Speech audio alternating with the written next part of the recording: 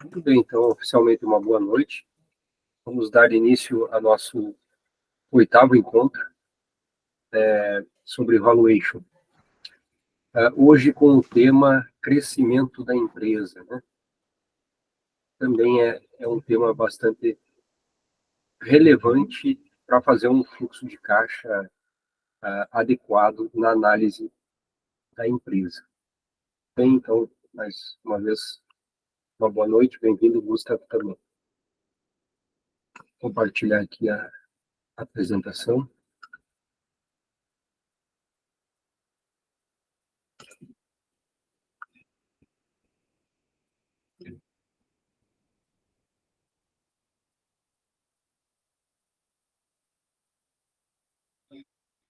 Ok.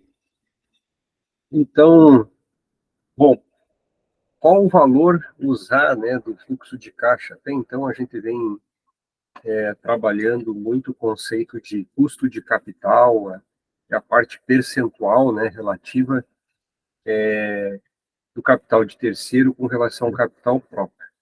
Mas toda, todo fluxo de caixa, né, ele tem uma relação.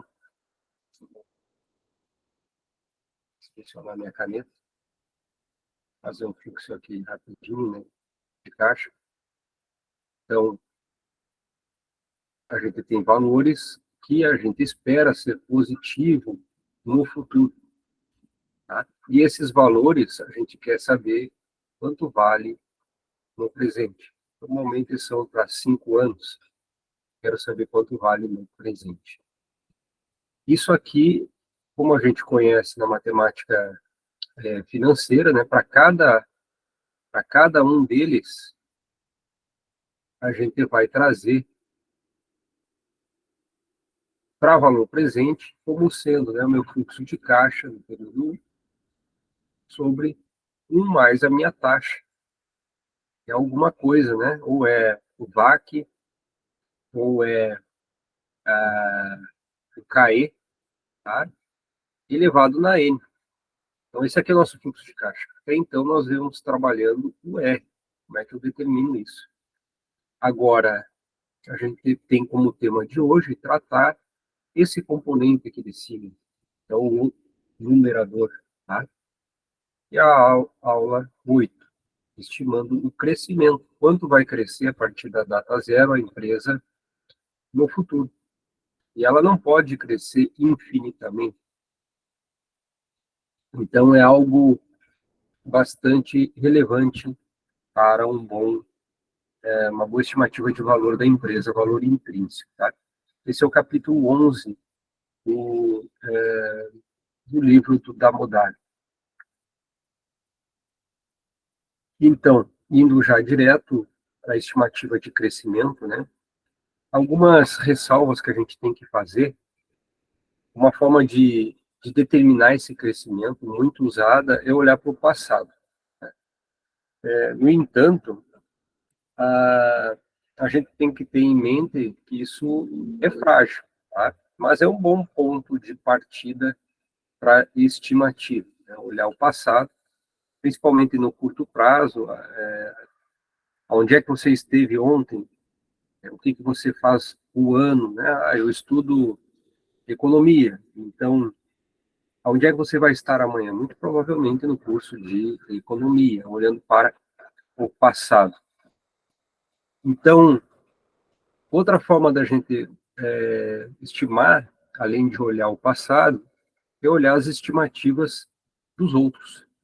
O que os outros analistas estimam de crescimento do lucro por ação para as empresas, né? Muitos analistas fazem isso. A gente na internet acha centenas, para não dizer milhares, de sites e de analistas atuando também de forma individual, fazendo projeções de crescimento para as empresas. E é interessante a gente olhar, né, para ter uma ideia, tá? Também ver os fundamentos. Ó. Em última análise, todo o crescimento dos lucros ele pode ser atribuído a quanto a empresa está investindo. Então, se ela investe em novos projetos, se ela tem novos projetos, a empresa não tem projetos, é um problema. Como é que você vai estimar crescimento se ela não tem expectativa de investir?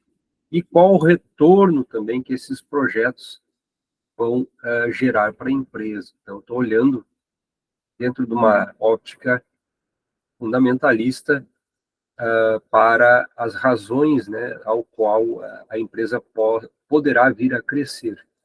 Então, se ela investe em projetos e quão bom é a estimativa de retorno desses projetos, principalmente de tecnologia, né, ou para a expansão mesmo de forma horizontal das empresas.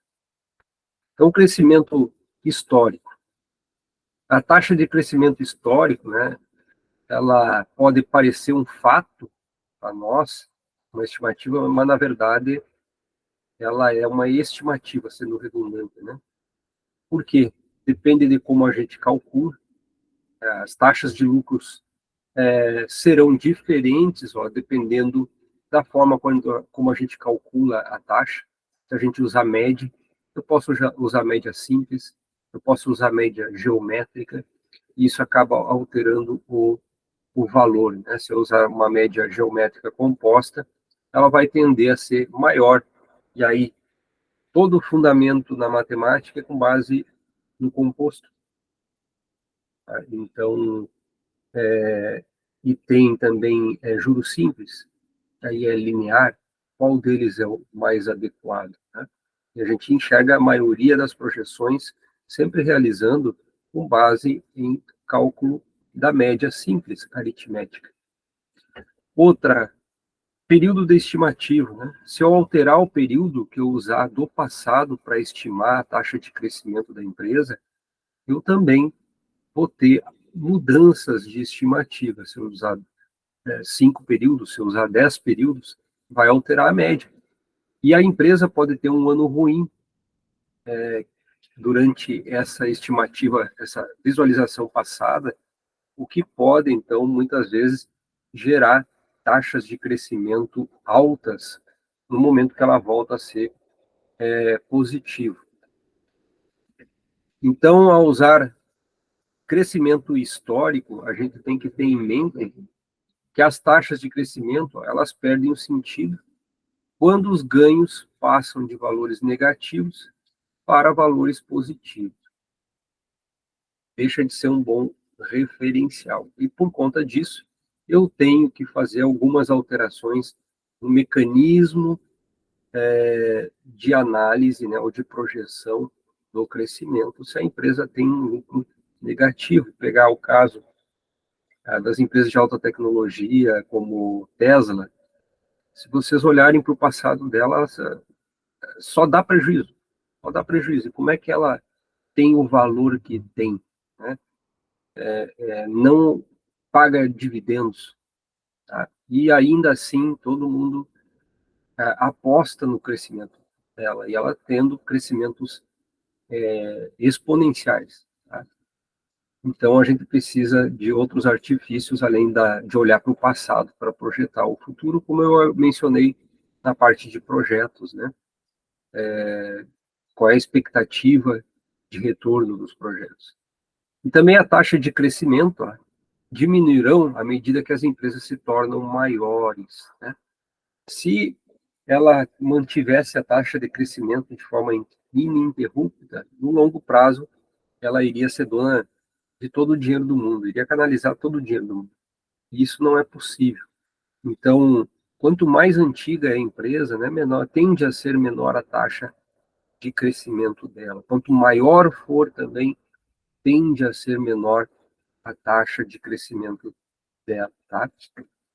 E então, ainda pior do que tudo isso que a gente está falando, ó, existem evidências, né, de que as taxas históricas não são bons indicadores de lucros futuros, né? Especialmente se a gente tem algum choque no mercado, né, como a questão do Covid, choques de guerras, né, choques tecnológicos, tá?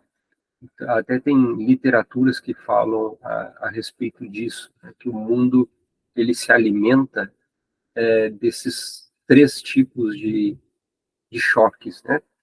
Pandemias, guerras e tecnologia. Tá? Bom, previsões da administração é outra forma da gente analisar a taxa de crescimento. Porque, na verdade, nós estamos brincando de Nostradamus. Nostradamus é um dos principais videntes que a gente teve na história, né? Então, estamos olhando para o passado, um passado longínquo, a Idade Média, e nós estamos tentando fazer o mesmo, de determinar o valor de uma empresa com base no futuro, mas o futuro ele é incerto. Então, para mim reduzir essa incerteza, uma alternativa é analisar também as previsões dos administradores, dos gestores, tá? No entanto, a gente tem que ter em mente que eu usar esses dados, né, essas previsões da empresa, porque eles são quem melhor conhece a empresa, a gente tem que estar ciente de que esses dados eles são tendenciosos. Tá? Muitas vezes, na maioria das vezes, a taxa de crescimento ela vai ser divulgada de uma forma superior do que efetivamente vai ser realizada. Sempre com bons olhos, uma boa estimativa, porque eles é o papel deles. Tá? E não poderia ser diferente. Como é que eu vou estabelecer um cenário negativo ou ir para as redes sociais para falar de que a empresa ela não vai crescer, ela vai perder dinheiro, né? Na verdade, eu vou estar incentivando que isso ocorra. Tá? Mas nós, externos à empresa, temos que ter isso bem claro, que de fato acontece. Tá? Então, são previsões importantes da gente observar, mas a gente tem que ter muito claro na mente de que elas tendem a ser tendenciosas para mais. Tá? Então, as previsões de analista podem parecer uma maneira simples de evitar problema, mas além de serem tendenciosas, elas também representam o abandono de um requisito básico de avaliação, né, de um analista, que de fazer o seu próprio julgamento com relação ao crescimento da empresa. Bom, então o crescimento fundamental, tá? O crescimento ele não parte da gente, não é nós que vamos dizer assim, a empresa vai crescer tanto. E a gente enxerga muita estudo, muita análise, né? Eu adotei uma taxa de crescimento de 5, tá? Mas qual é o fundamento disso? Esse crescimento ele tem que ser conquistado pela empresa e não imputado por nós, analistas, tá? Em termos de fundamento básico, para que uma empresa ela cresça seus lucros, a gente tem que olhar os seus ativos, tá? Como é que tem ocorrido? Ela tem adicionado à sua base de ativos, ó, ou capital, quanto de recurso, tá? E quais os retornos gerados por esse capital adicionado? Qual o crescimento promovido por novos investimentos? Porque ela pode investir, mas investir mal. E o investimento não dá o retorno esperado, né? Então, é uma das formas da gente analisar a qualidade dos investimentos e qual o nível de retorno que os investimentos estão dando. E também qual é a eficiência gerencial dela na gestão dos ativos existentes. Tá? Se ela consegue melhorar a eficiência na gestão dos ativos existentes, né? Aumentando margens, tá? Aumentando os retornos sobre os ativos existentes. Isso é o que a gente chama de crescimento de eficiência. Né? Aqui a ideia de eficiência e eficácia, fazer bem a coisa, fazer certo a coisa certa. Tá? Bom, como é que a gente calcula, então, a taxa de investimento, presumindo que a empresa teve um passado bastante comportado, em termos de crescimento. Tá? Então, o crescimento dos lucros de uma empresa, a partir de novos investimentos, ela vai ser função de duas decisões. Quanto ela reinveste no negócio para crescimento do longo prazo, então qual é o montante, então qual a equivalência patrimonial, a parcela do lucro revertido para o negócio, que é o que a gente chama de taxa de retenção. Tá? E lucro operacional, a parcela do lucro operacional após o imposto investido também no negócio, que aí a gente chama de taxa de reinvestimento. Uma analisando o patrimônio e outra analisando o negócio como um todo, né? O lucro operacional. E quão bom esse reinvestimento do dinheiro, né, foi feito devidamente, tá? Então, como os ganhos do capital próprio, o retorno sobre o capital próprio e o retorno sobre o capital investido, né? Qual a diferença de um para o outro? Um é o ROI, retorno sobre o capital próprio, e o outro investido é o ROI, né? Então, a gente está analisando aqui, a gente chama de B, em relação ao lucro líquido, quanto eu estou retendo de lucro líquido, está aqui embaixo, ó, é a taxa de retenção, menos o dividendo sobre lucro, é o que eu estou retendo. Se eu não estou pagando dividendo do lucro, eu estou segurando para a empresa, para reinvestir. A gente chama de taxa de retenção. Que multiplicado pelo ROI, que é o retorno sobre o capital próprio, a gente tem a taxa de crescimento da empresa, tá? Esperado. E do outro lado, se eu for fazer o meu fluxo de caixa do negócio, né, então analisando a empresa como um todo, eu vou analisar a taxa de reinvestimento. Tá? Então, quanto eu estou reinvestindo, o que é reinvestir? É o que eu gasto com CAPEX e com o aumento da variação do capital de giro líquido. Tá? Isso relativo em termos do meu lucro operacional, tá? Aqui o EBIT, Earned Before Interest and Taxes, vezes o nosso ROI, né, que eu chamei de ROI, mas também aqui é Return on Capital, se analisar o retorno de investimento como sendo toda a empresa, e não um investimento pontual. E ele é dado pelo NOPAD sobre o book value da empresa, né, o Net Operating Profit After Tax, né? Então, e ainda o ideal seria o NOPLAT, né? NOPLAT, se eu for considerar o descasamento entre pagamentos de impostos e efetivos, né, o efluxo de caixa e a geração dele, né, sobre o regime de competência. Bom, então eu tenho duas taxas de crescimento. Aqui tá como G, né? Ou é taxa de crescimento, ou é taxa de reinvestimento. Tá? Aqui vamos fazer uma correção. Eu coloquei as duas como sendo sinônimos. Ali, ó, eu vou colocar a taxa de reinvestimento. Certo? Taxa de crescimento e ou reinvestimento. Tá? São duas taxas distintas. Uma é para o fluxo de caixa, como eu já mencionei, dos acionistas, e outro dos investidores, né? O free cash flow do equity, e o segundo para o free cash flow to par. Então, no caso de eu analisar esse fluxo de caixa, o fluxo de caixa do acionista, free cash flow to equity, a gente vai calcular, então, a taxa de crescimento como sendo uma função da minha taxa de retenção, que é esse Bzinho, né? Quanto eu estou retendo do lucro líquido, que é 1 menos o payout. A payout é a proporção de dividendos em relação ao lucro líquido, né, por ação. Então, eu vou ter vezes o ROI. E eu posso relacionar o ROI com o ROI. A gente já viu em aulas passadas, né?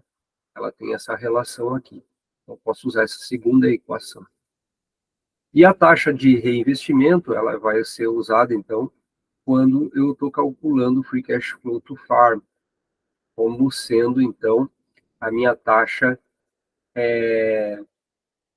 aqui que eu tenho, né, de reinvestimento. Aí eu já coloquei certo ali, agora que eu fiz errado. Então, corrigir de novo, já estava certo ali. Aqui já está a expressão taxa de reinvestimento como sendo B, e aqui é sim taxa de crescimento. Tá? De crescimento. Eu estou falando do G. O G é taxa de crescimento, enquanto que o B é a minha taxa de reinvestimento.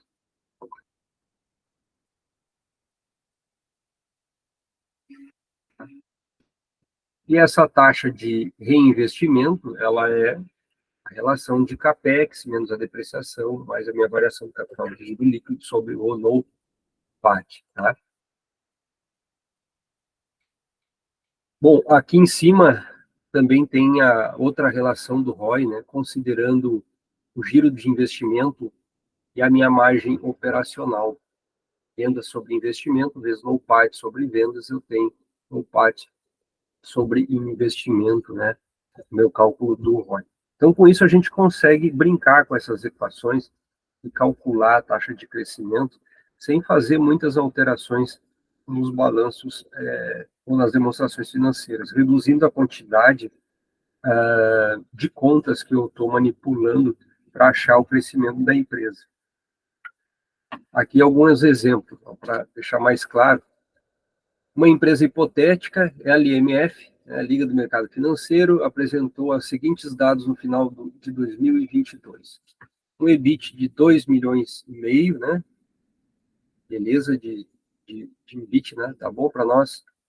O imposto de renda na casa dos 30%, um PL de 9.500 e dívidas, que é um passivo oneroso, de 5.891.250. E um G de 7%. Tá? Além disso, a empresa espera manter o ROI constante, isso é uma informação importante. Então, ela espera manter a mesma taxa, né, o mesmo retorno sobre os investimentos ao longo dos anos. Isso é importante, relevante para os investidores. Então, com base nessas informações, pede para calcular o fluxo de caixa disponível da empresa para o próximo exercício. Tá? Então, eu não tenho muitos dados que preciso do demonstrativos financeiros para calcular o meu fluxo de caixa, né, disponível da empresa. São somente aqui 5 informações e mais essa de continuidade. Tá? Então, é o EBIT, vou tirar lá do DRE, Imposto de Renda, PL da questão do patrimônio, né, do balanço patrimonial, isso aqui também do balanço patrimonial, e a minha taxa de crescimento, assim eu consigo calcular o meu fluxo. Em seguida, a gente dá um exemplo de como calcular a taxa de crescimento. Então, ó, estão as minhas 5 informações, qual é o fluxo de caixa da firma.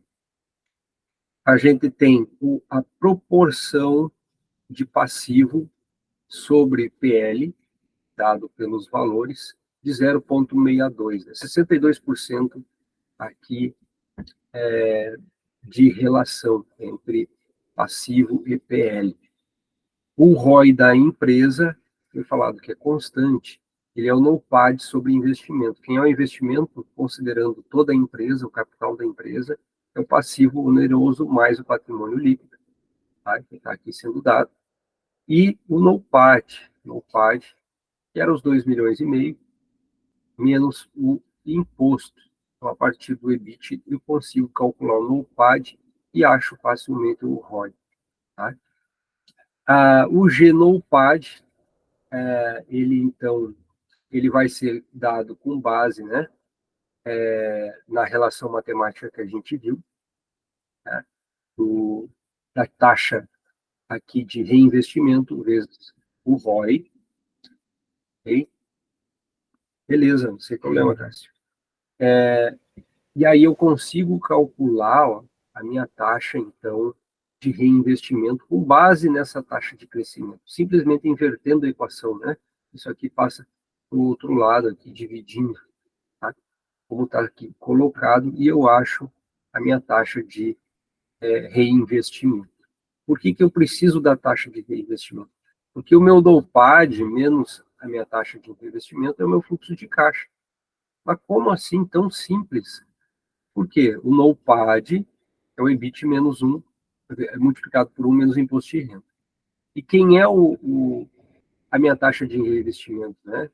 Que a gente tem aqui, vai ser o B, taxa de reinvestimento, vezes NOPAD, um valor monetário.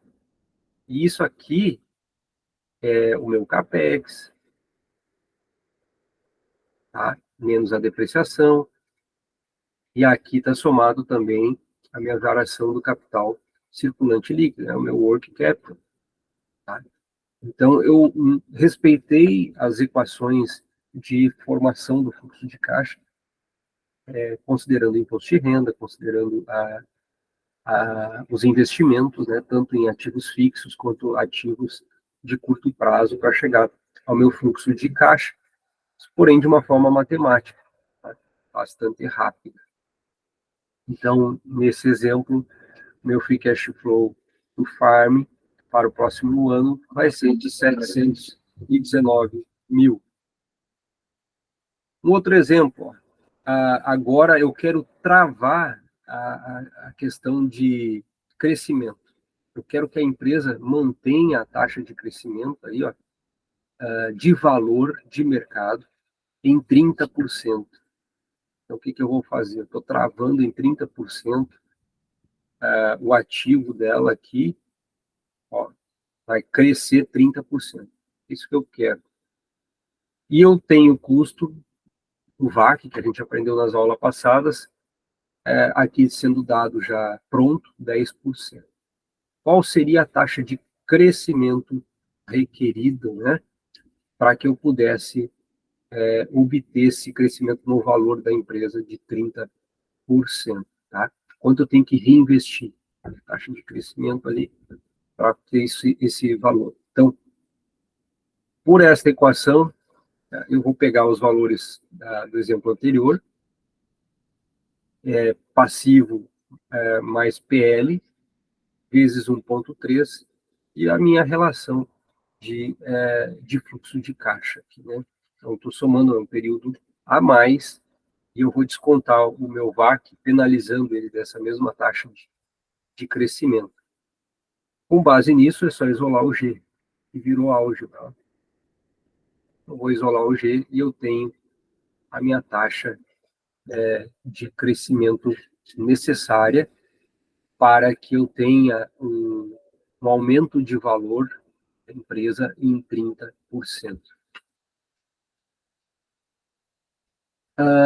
Outro exemplo, ó, projeção do fluxo de caixa e indicadores de crescimento com base em dados históricos.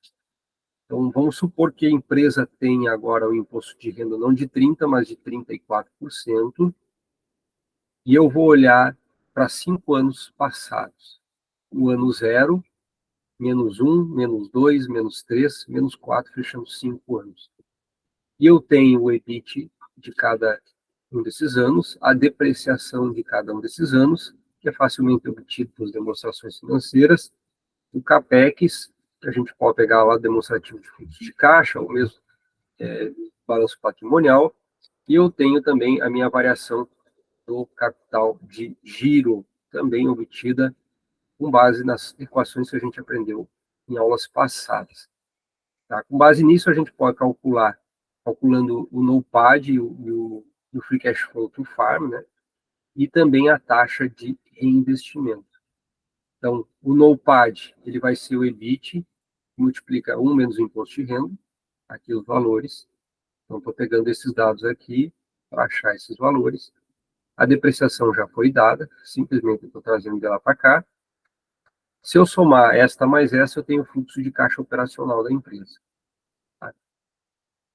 Se eu subtrair o fluxo de caixa operacional do CAPEX e da minha variação de capital de giro, eu tenho meu Free Cash Flow to Farm.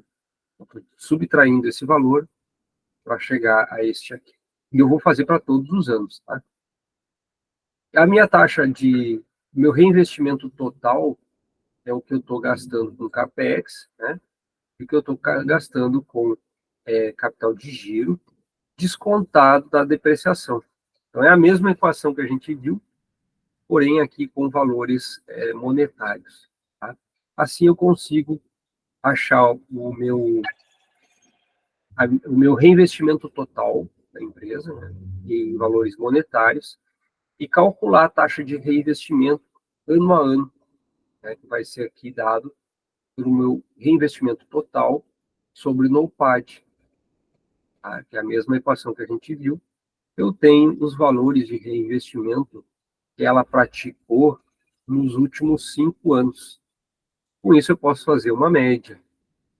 E aí eu posso botar a média aritmética, tá? Ou média geométrica, para o cálculo da expectativa de taxa de reinvestimento na minha projeção de fluxo de caixa, eu olhando para frente a partir do passado. Tá?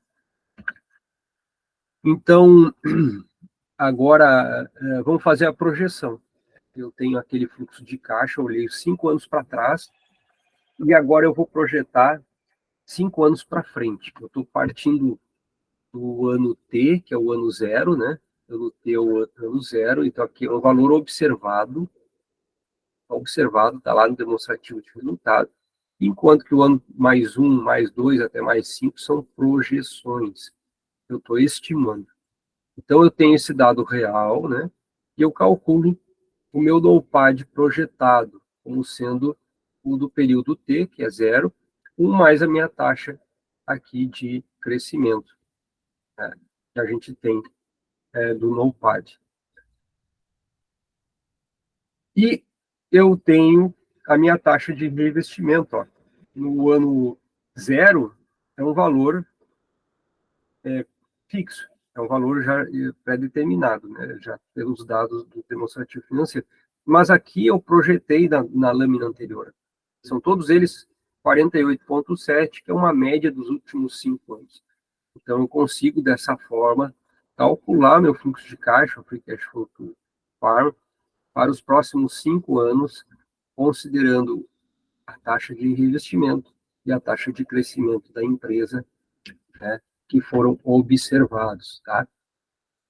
Claro que eu tive aqui esse cálculo aqui, ó, supondo o ROI de 13,9% para poder achar o G. Tá?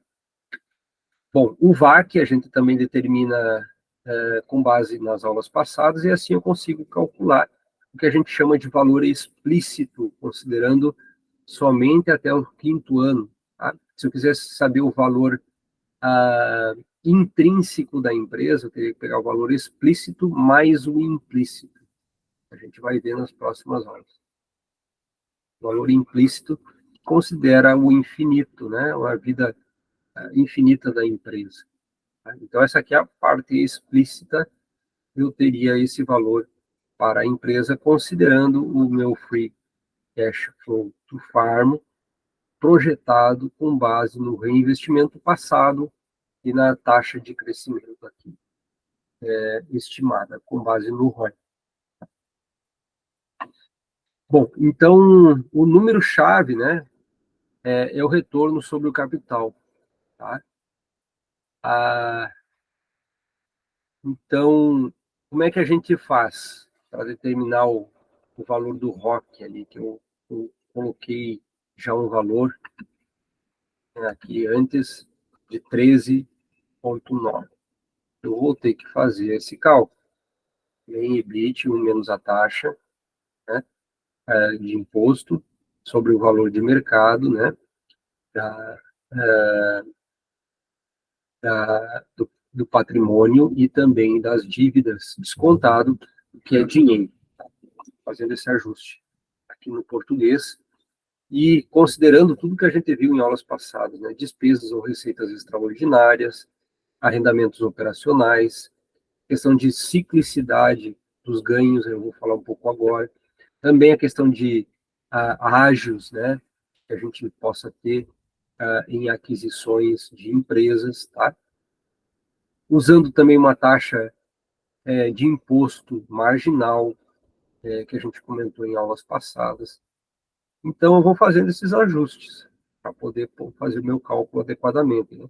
O ajuste com base no patrimônio, para a pesquisa e desenvolvimento, capitalizado, também goodwill, que a gente viu, acho que na segunda aula do nosso curso, tá? E use números de final de ano anterior, ou média ao longo do ano, mas seja consistente, né, na sua aplicação. Tá? Bom, eu falei em ciclicidade, também conhecida como sazonalidade. O que é ciclicidade? Eu tenho muitos negócios, como agronegócios, que são cíclicos. Tem uma safra, então tem um período de colheita, e depois passa o ano inteiro em período de baixa. Outro exemplo, sorveteria, é assim, né? No inverno vende pouco e vende só no verão. Tá? Tem muitos negócios que são assim, né? Hotéis, rede hoteleira no sul do Brasil, próximos à praia. Né? Então vai vender somente na alta temporada. Então isso gera uma ciclicidade no lucro que pode estar oscilando entre lucro e prejuízo. Lucro e prejuízo. E o prejuízo para nós é um problema no tratamento matemático, né, para estimativa de crescimento, como eu falei no início da aula. Então, para isso, eu tenho que bater. Vou pegar uma marreta aqui, vou bater aqui em cima para achatar isso. Vou pegar e vou bater aqui embaixo também, né, para levantar isso aqui para cima e baixar aquele para transformar numa linha mais suave, né, que você vai fazer aqui. Ó. Supondo dados, por exemplo, aqui trimestral, tem 4 trimestres, tá? E eu tenho 3 anos considerando. Isso é um exemplo hipotético, poderia ser mais anos. Né? Trimestre vai ser difícil da gente mudar, são 4 trimestres no ano. Mas então, a gente teria uma média trimestral e médias anuais, ó, tá? Totais anuais e uma média geral. Com base nisso, eu calculo o que a gente chama de índice de sazonalização. É a média trimestral total ó, vai ser dada, então, pelo meu total geral, eu tenho as somas trimestrais, tá? Somas trimestrais, esse mais esse mais esse mais esse é igual a este, é a mesma coisa que se eu somar esses valores aqui, né, vai ser igual também ao 8.700.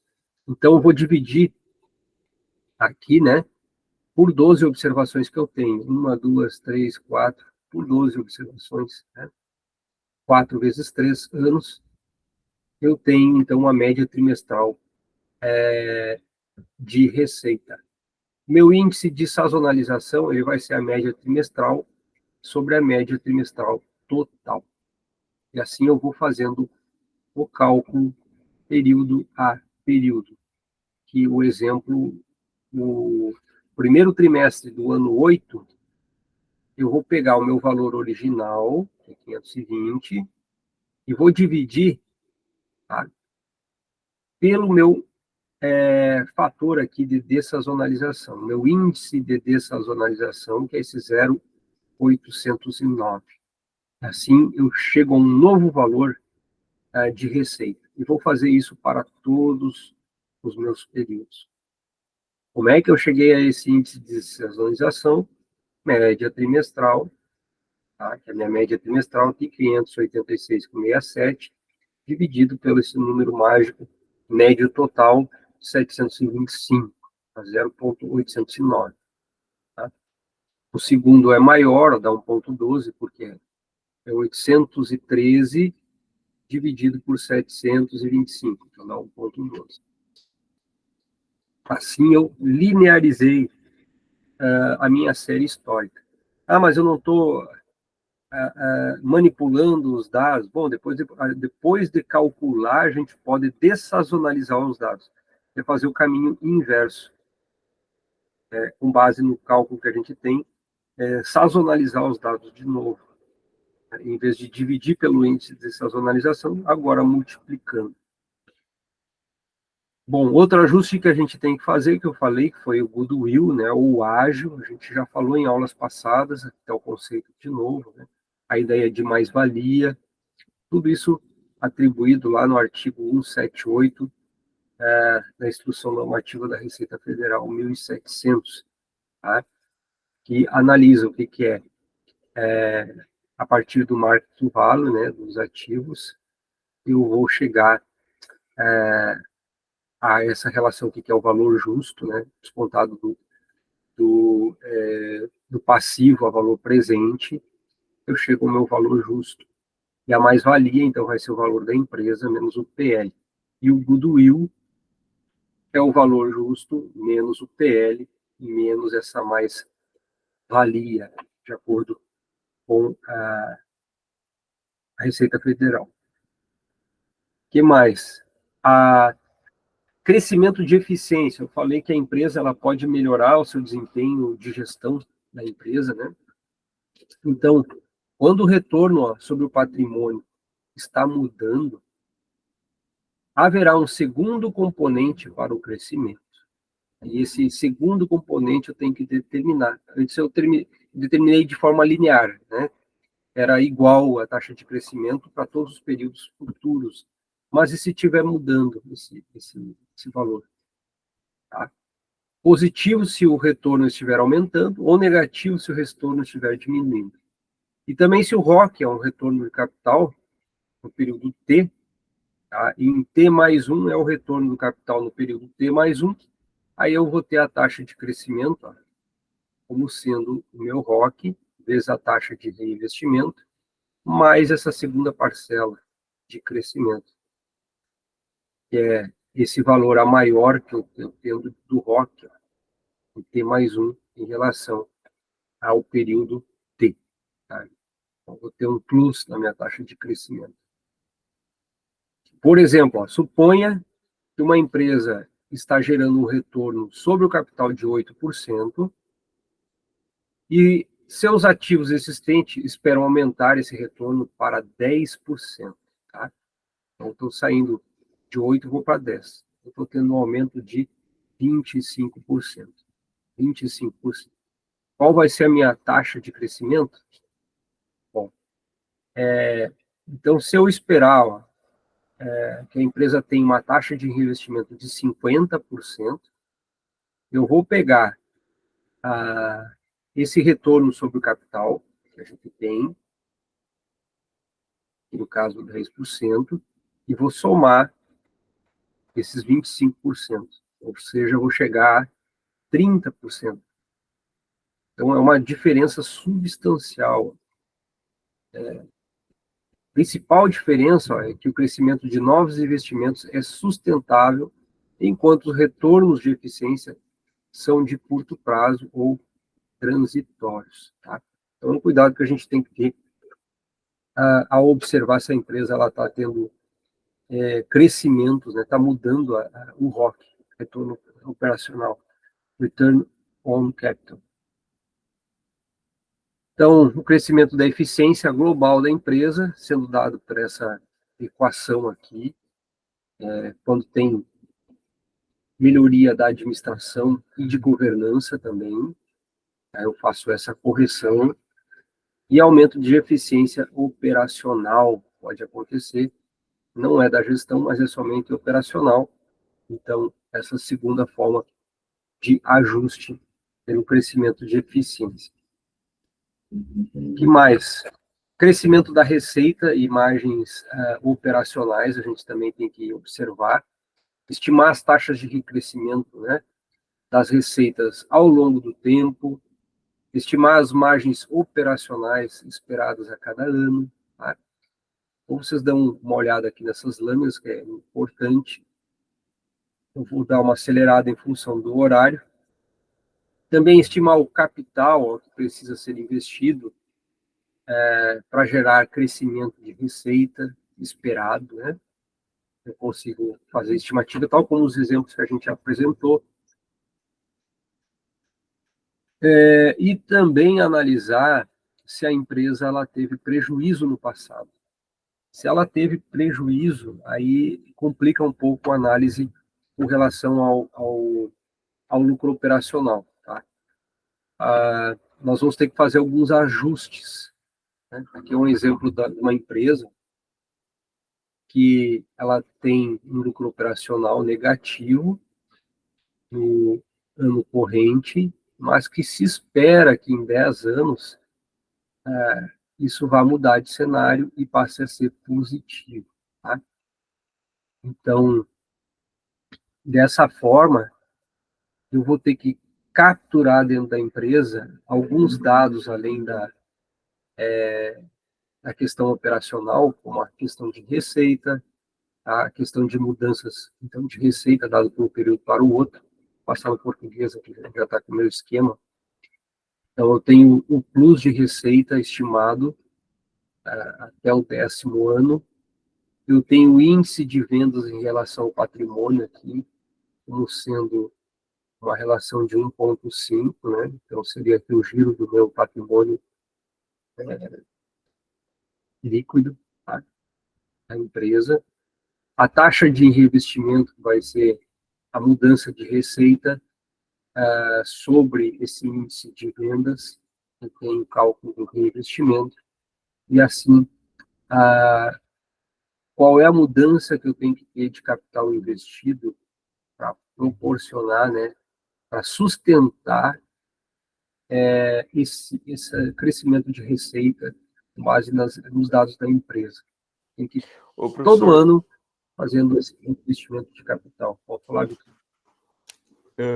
esse movimento, é uma ideia parecida que os fundos de Venture Capital fazem com as startups, porque é difícil Eu não precificar, estou lhe né? ouvindo, espera só um pouquinho, deixa eu ver se eu consigo aumentar o volume aqui, se não é aqui eu estou lendo.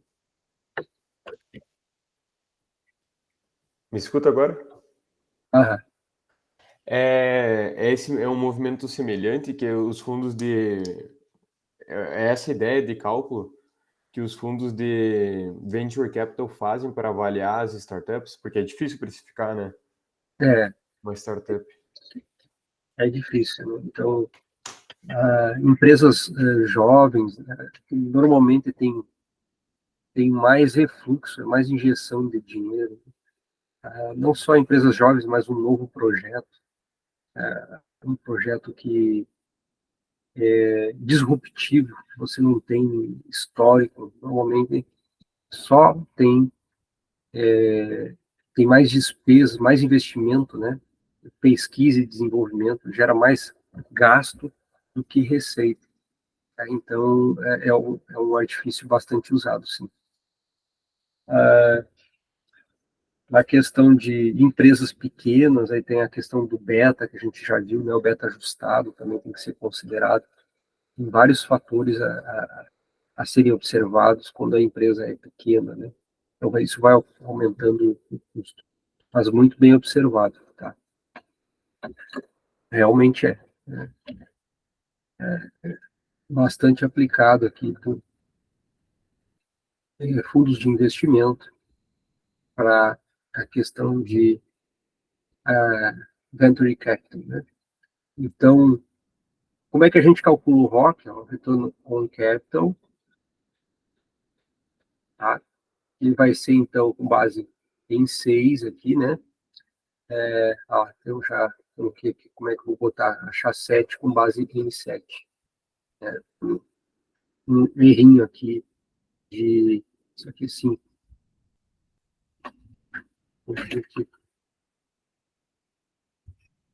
não se perpetua, corrigindo os erros, aula online, falando de novo, né?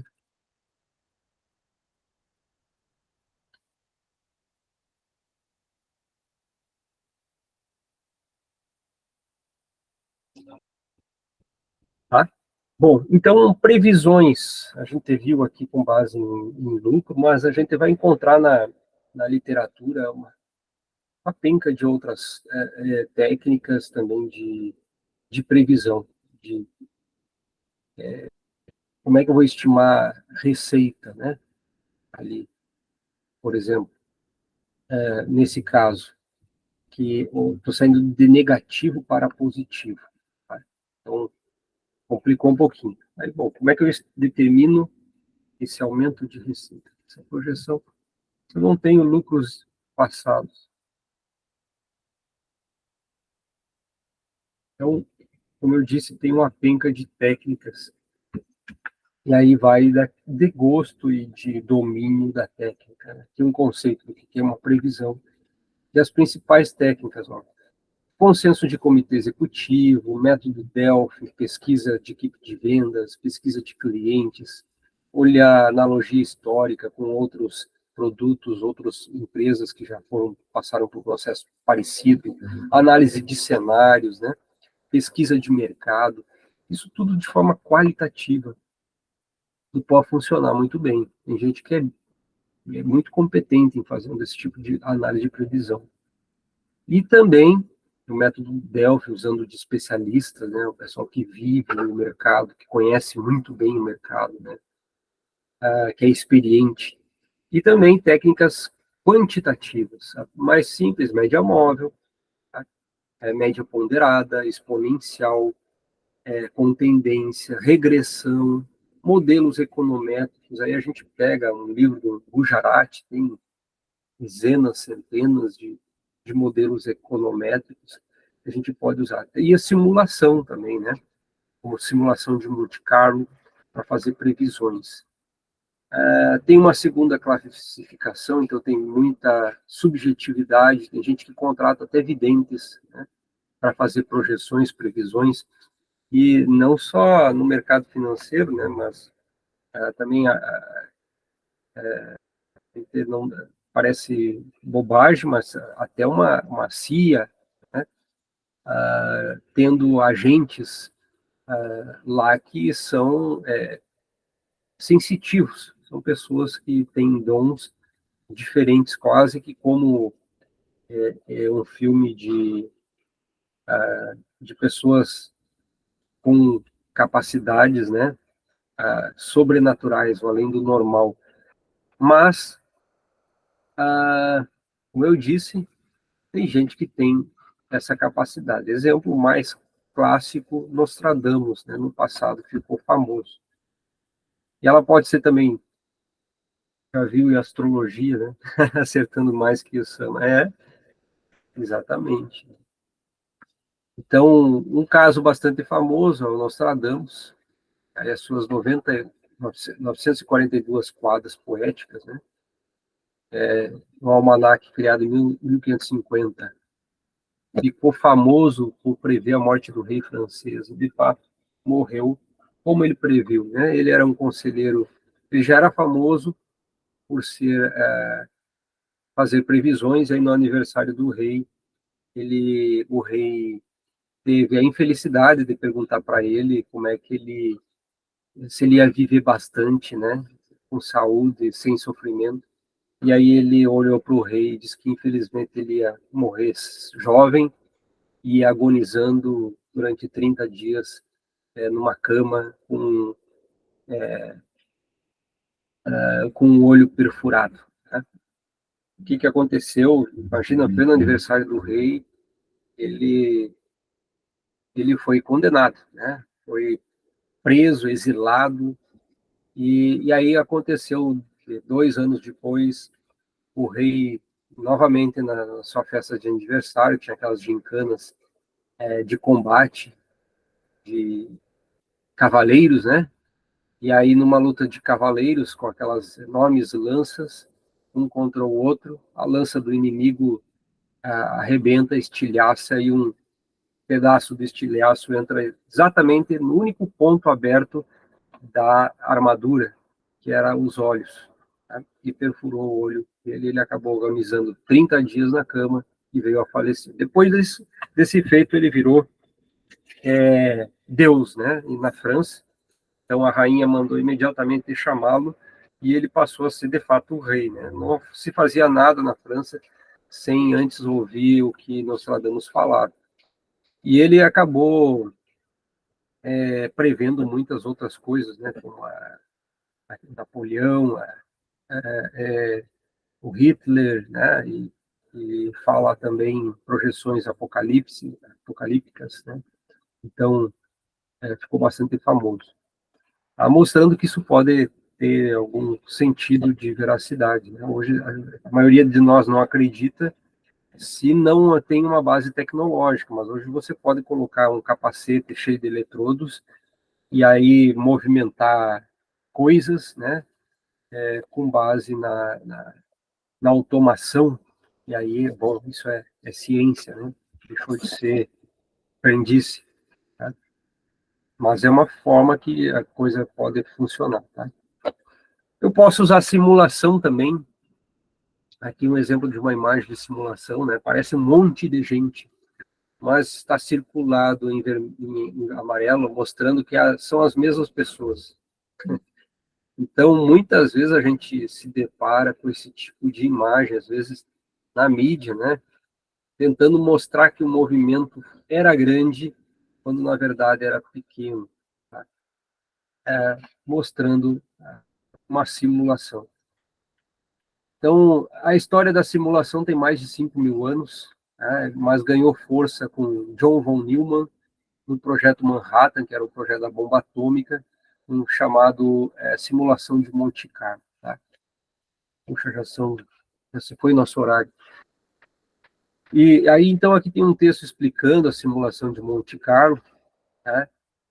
E eu recomendo assistir alguns videozinhos do YouTube para mostrar como isso, de fato, pode ser feito e com uma taxa de sucesso bastante positiva, tá? Eu coloquei também aqui uma lâmina descrevendo os principais comandos que a gente pode utilizar para fazer numa planilha de Excel a simulação de Monte Carlo, né? Então está descrito aqui as 11 principais comandos para fazer uma simulação de Monte Carlo, tal como está aqui nessa lâmina, né? Em que eu, pelas flechinhas aqui, depois vocês podem seguir, para replicar o estudo de simulação, né? Então, a gente tem aqui a receita em azul como exemplo, ó, e a minha simulação de Monte Carlo. Eu consigo aproximar muito bem, né? Não só de uma forma linear, mas também escolhendo aqui exponencial, logaritmo, polinomial, média móvel, através do Excel. Então, de uma forma bastante rápida, a gente consegue fazer simulação de vendas, por exemplo, tá? De receita, para fazer as projeções que a gente estava mostrando. Tá? E eu posso fazer simulações milhares de vezes, né? 20.000 vezes. Ali está sendo mostrado, ó, SM1, que é simulação de Monte Carlo número 1, depois tem a 2, depois tem a 3, né? E está avançando aqui as simulações, né? Posso fazer um histograma de frequência para analisar a taxa de sucesso, para ver qual a probabilidade, né? Então, estimativa, a gente está aprendendo a fazer aqui a questão de avaliação de empresa, de valuation, de uma forma determinística, como se fosse um valor único e certo. E não é, tá? Eu posso aplicar minha simulação de Monte Carlo para todo meu fluxo de caixa e assim chegar a um valor mais provável de precificação para a empresa, tal como está sendo colocado nesse histograma de frequência, com base nas minhas simulações, né, das informações que a gente vem trabalhando, eu chegar a um valor mais provável de preço, de valor intrínseco de uma empresa, considerando, né, várias simulações. Tá? A gente já entra numa questão de estatística e não determinística, né? Probabilística e não determinística. Essa era a aula de hoje. Tem bastante material, como vocês podem ver, né? Não, não se esgota, mas é o tempo que a gente tem para trabalhar em aula. Mais alguma pergunta? Pablo? Perfeito, perfeito. Não, perguntas nenhuma ainda, professor. Mais tranquilo. Aí. Provavelmente as dúvidas vão chegar na hora que a gente fizer, né? O trabalho. Isso é verdade. Isso é bom já começar a tentar ir fazendo, né? Já foram 8 aulas. Sim. Então, nós Quantas vão ser no total? São 12. Nós temos mais 3 de conteúdo e a última é a apresentação de vocês. Sim. Então, daqui 4 semanas, né, já tem a apresentação. Uma pergunta boa. Caso tenha algum exemplo, não sei do semestre anterior, como é que o pessoal apresentou? Só para a gente seguir Tem o do Matheus, né? Eu vi a do Matheus. Tá. Depois tu manda para nós, por favor. Só pra gente ser. Só para. Tá no YouTube lá, Pablo, no canal da Liga. Tá no canal do YouTube a apresentação gravada. Beleza. Tá no Drive o material, as lâminas. Fechou. Tem outras. Mas a gente sempre espera mais, né? Então, porque vocês estão tendo a chance de ver os erros dos colegas, né? E não erros, mas pontos que poderiam ser melhorados. Pontos que poderiam ser melhorados. Então, é interessante olhar no final da apresentação, a questão de apreciação crítica, os comentários, o que poderia ser melhorado, e tentar capitalizar, né, essas sugestões nos trabalhos de você, para que a gente, de fato, tenha um crescimento ao longo do tempo, né, na liga, né, e a gente consiga vir melhorando. Fora isso, a literatura... O que dá para ver de base também, eu estava vendo esses dias, são as competições que as ligas participam, e só que tipo, eu estava vendo do Constellation, é bem técnico, e é até difícil de entender um pouco. Mas tem umas outras, tipo o LTS, que a gente participou a primeira fase, a segunda fase é Evaluation, só que eles já fazem uma apresentação como se fosse um fundo de investimento mesmo, sabe? Fora isso, o livro aquele que eu mostrei para vocês, deixa eu ver se eu acho ele aqui, do Wilke, no final do capítulo eles têm vários exemplos com planilhas de Excel. Eu vou fazer o seguinte, eu vou, até para ficar mais fácil para nós, eu vou mandar o link, aquele link daquele curso que está no teu slide, Alexandre. Eu vou mandar no grupo, pode ser? Pode. Eu estava vendo as aulas esses dias. Ali ele também vai ajudar bastante, né? É mais prático, né? Aí bom, é que é um curso daí de 30 horas, né? Então, é mais longo que o nosso. Sim. E aí dá para trabalhar mais essa questão, né? O nosso curso, a gente... Qual curso é esse, professor? O senhor falou? Que está nas nossas lâminas, logo depois dos livros ali. Tá. Eu tenho aberto aqui, Pablo. Eu vou mandar o link lá no WhatsApp. Uhum. Também pode ajudar bastante. Mas como o Vitor falou ali, também olhando apresentações, né, Provavelmente a gente vai se reunir aí para fazer isso direitinho. Que às vezes a dúvida de um é esclarecimento de outro, então. Claro. Tranquilo. Coisa podem perguntar também, né? Não, vamos tentar se virar sozinho, porque na hora do mercado lá a gente tem que se virar sozinho. Aí, pior, quando tiver esgoelado, a gente chama. A gente aprende assim, né? Tem que fazer. É verdade. Tem feito então, gente. Gato aqui que tá assistindo a aula e tá me empurrando o banco. Tem um gato aqui que tá. O gato da minha namorada, olha, fica empurrando. Mascote. Simpático, assim, né? É um bitrem, olha o tamanho do gato. Olha o tamanho do gato. É um bitrem, cara. É tão grande. Que legal. Eu sou cachorreiro, né? Mas então, né? Aí consegui uma que tem gato, então, né? Faz parte. Mas é bom. Então tá, gente. Uma boa noite. Descansar um pouco, estamos cansados aqui. Aproveitar que amanhã é feriadinho. Tá caindo um temporal em Santa Maria, não sei se vocês estão vendo. Eu não tô em Santa Maria. O centro tá desabando água. Ok. Valeu, professor. Até mais. Valeu. Tchau.